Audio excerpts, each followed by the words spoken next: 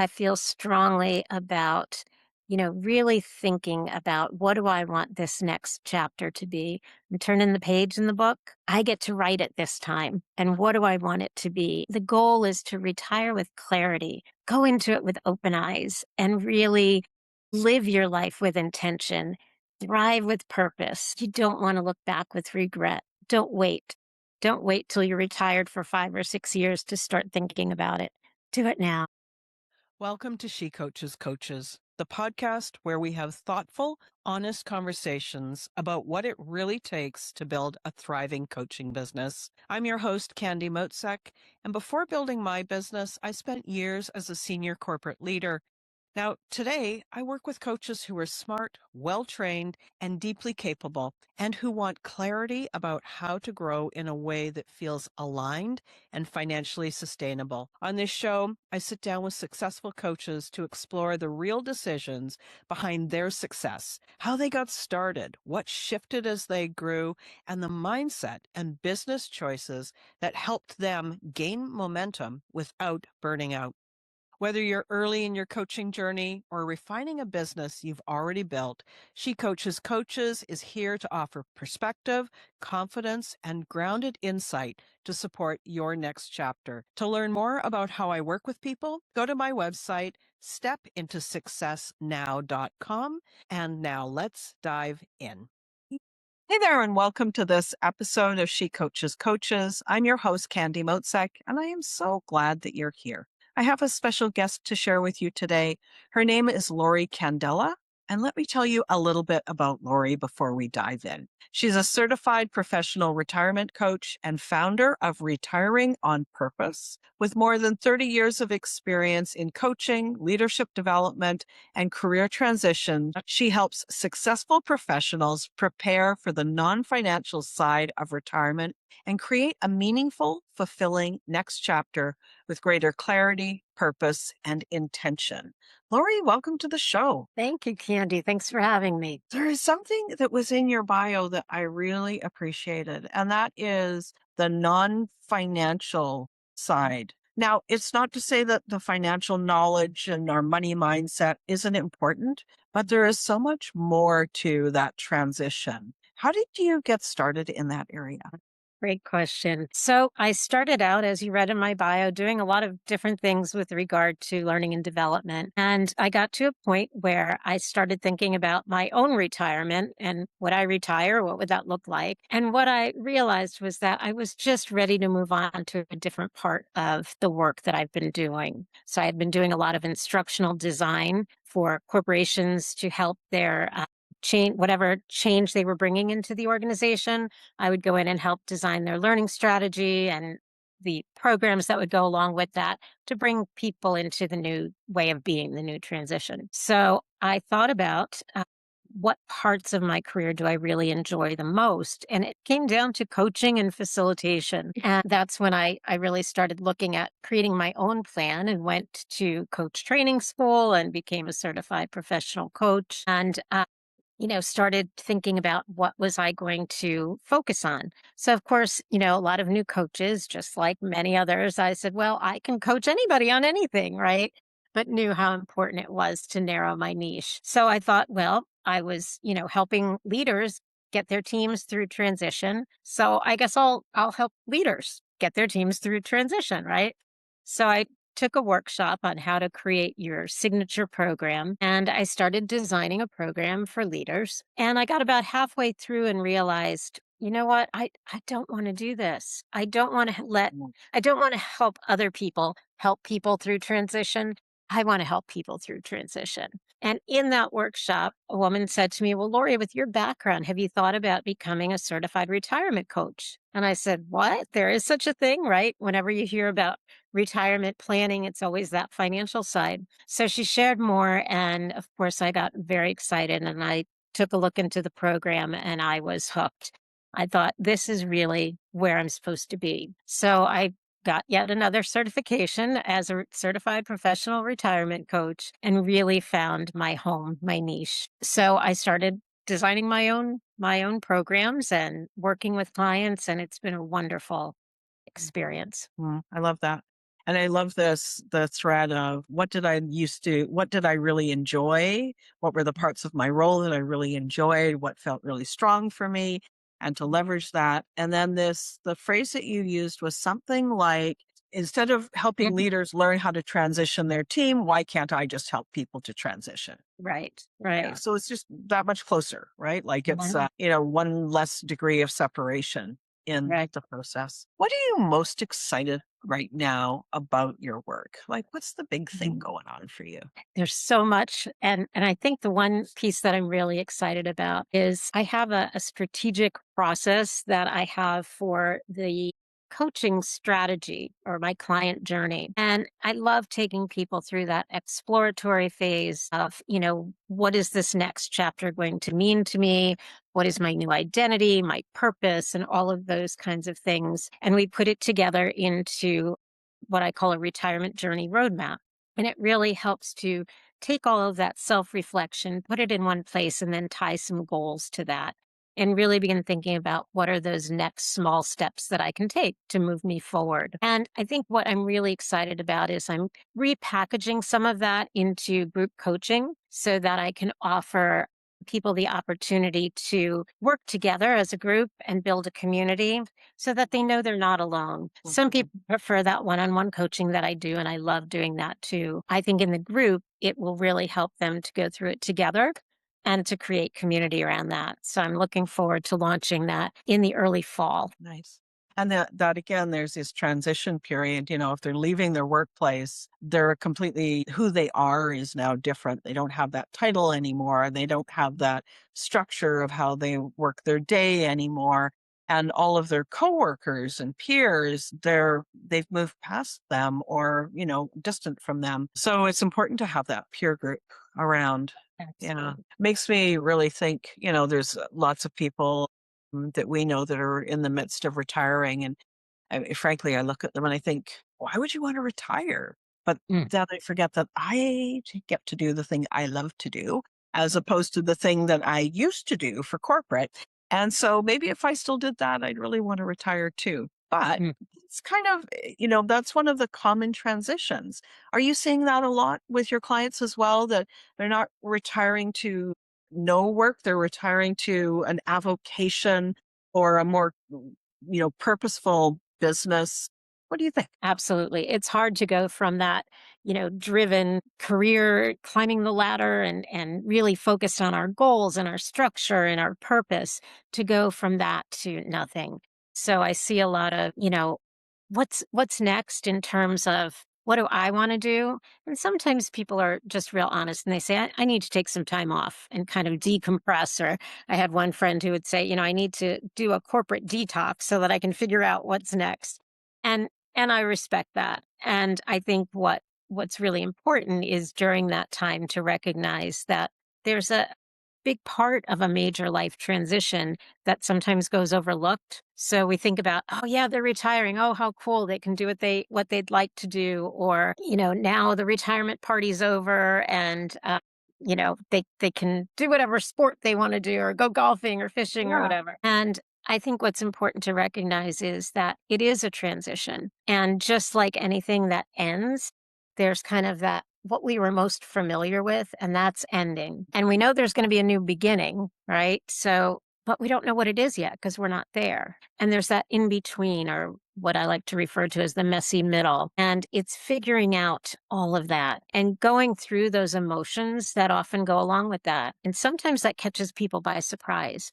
It's like I was planning for this. Why do I feel sad? Why do I feel angry? Why do I feel depressed? And I don't want to get out from under the covers to figure all this out. So we talk a lot about, what that transition looks like and how important it is to go through that and recognize those emotions so that if they do come up for you, it can be aha, that's what we talked about, and that's why that's happening. So that's important. Recognition, the recognition of the process. There is something that you mentioned when you were talking about the work that you do that's very common that I hear with other coaches. And always we get this, let's get connected with our values. What are your values? What do you want? What gives you meaning? What is intentional or purposeful for you? And it's always surprising. I don't know why it's surprising, but it's like it comes up in every conversation. Have you noticed this, that the people that you work with are sort of surprised to be looking at their values either for the first time or maybe for the next time? Yeah, and actually, that surprises me because I'm so used to doing this values work that I just think everybody's done that. And I love that aha moment when people step back and they say, oh, yeah, what really is important to me?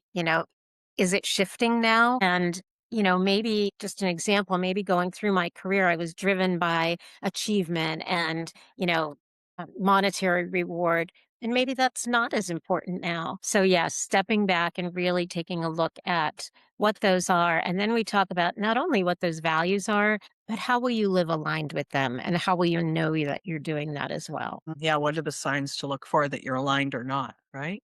Right. In the area of success, and especially, for people who are transitioning, what is one idea that changed how you think about success and how you define success? It's interesting. It's changed for me a lot over the years, and it was always, success is just building and building and having all these great clients that I'm working with and, making an income that I'm really proud of. And in doing this work, it's kind of shifted for me. I define success as making people aware of how important this is and being able to offer them support in a way that I mentioned, either one-on-one coaching or group coaching, where I can be a part of helping them through their journey. I look at it as, I look behind me and there are decades there, right, that I've used to build up into a great career, along with a lot of other things that I did in my life. But when I look ahead, there aren't quite as many decades. I hope there are, but not quite as many. And I want to make the most of that. I want to make sure that I'm living life on my terms and that I'm living filled with purpose and joy. And that's really what I want from my clients too. Hmm. Yeah, I love that. And to live that for yourself and then help them to do the same, right? Exactly. Yeah. You've done a lot of work. I mean, you have a lifetime of experience and all the growth and evolution that's gone through that. What have you learned about yourself through doing this work? I wish I had done my coach training many, many years ago because that was just such a wonderful experience to step back and step into who I really am and what's authentically me. And I've come to kind of peel away maybe the masks that I thought I had to wear. And I hear a lot of people at this stage in life say the same thing and really just be who I am. And if that is something that people are drawn to, and they want to work with me, that's wonderful. But in stepping into who I am and knowing my authentic self and voice is so important. You're dealing with people who are either just coming up to transition or they're transitioning into retirement. But if you were speaking to them 10 years before this transition, what would you share with them? Yeah. Like just to impart some knowledge, some understanding to them. That is a great question.